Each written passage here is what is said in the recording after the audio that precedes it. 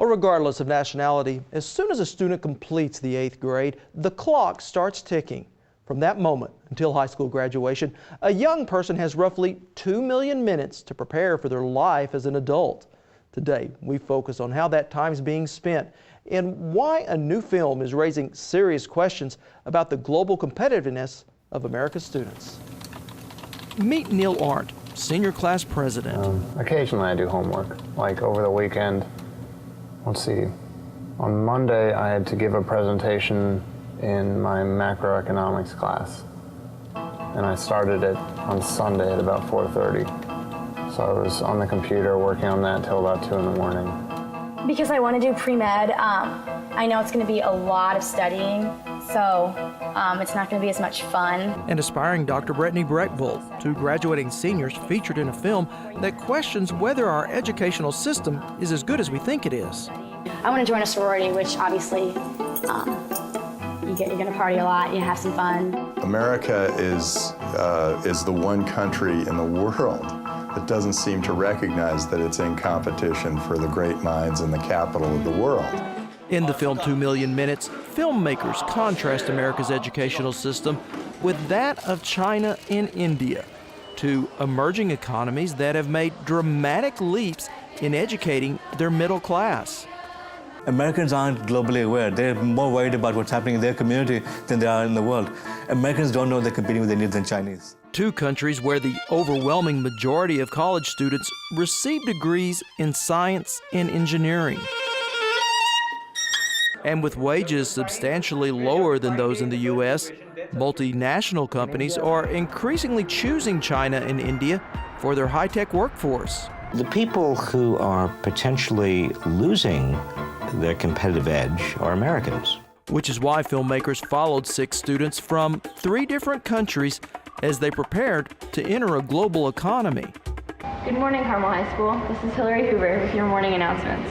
Across the U.S., fewer than 40% of students take a science course more rigorous than general biology. As for math, only 45% of American students take anything beyond 2 years of algebra and 1 year of geometry. I'm just not the type of person that can study, for 20 hours a day. I like to kick back and have fun. But in China, studies are a little more regimented. Students here average about 9 hours a day in school. That's often followed with one-on-one tutoring, leaving little time for an American pastime, video games with friends. There's a chance that I'll actually have to start putting more effort into schoolwork, because that's what people have always told me, because I've always kind of excelled without putting forth a lot of effort.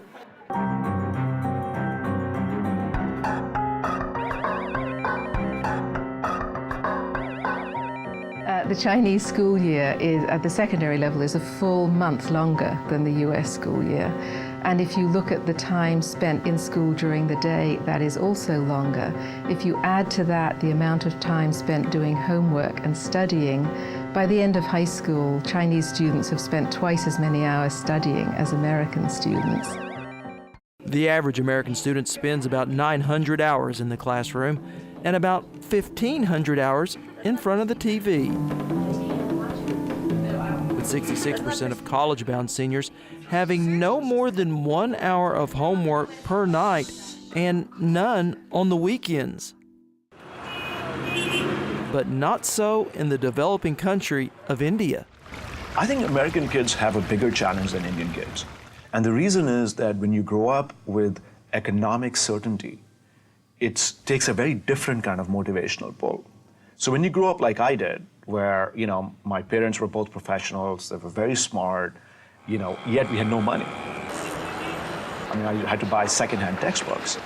And now for me, that economic opportunism is a simple beacon. It makes me work hard, it makes me apply myself. So I actually think kids in the United States have a bigger challenge of being able to get to this point because they have to apply themselves and rev their internal engine in a different way. And I'm not quite sure exactly how you get that uniformly like you do with economic opportunism. During the past decade, Indians have founded more engineering and technology companies across the U.S. than immigrants from Britain, China, Taiwan, and Japan all combined. I mean, the fact is that Indian kids look up to the tech entrepreneurs in the USA, and they're the heroes. I mean, I'll tell you, when I've run 2 technology companies. When I used to go back as a tech executive, I was treated like a movie star in India, simply because I was a high-tech executive who had succeeded in the USA. Nearly 60% of engineering PhD degrees awarded annually are earned by foreign nationals. The question is, can Americans continue to add substantial value to an integrated world economy so that the incomes of Americans continue to rise, and not just the incomes of the top 20 or 30% who get the best education, but I'm talking about the incomes of most Americans. That's the goal here. It's not to be number one necessarily in everything. It's not to knock the Chinese and the Indians down. It's to be part of an increasingly, hopefully, more valuable set of human minds doing more and more complicated and more productive things.